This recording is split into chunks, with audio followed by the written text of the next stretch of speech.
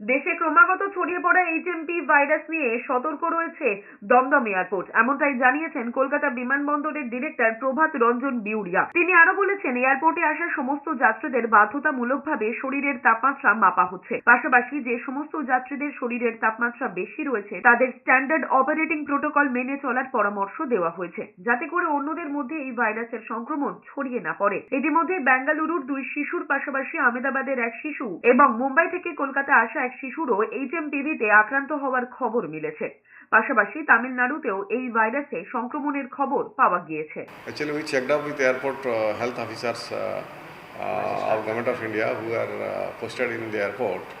So they are telling the specific measure they are taking. No specific measure they have taken yet, but still they are going for measure, checking the temperature of the passengers arriving, and they are finding out any rise in temperature with anybody. So they are following their SOPs.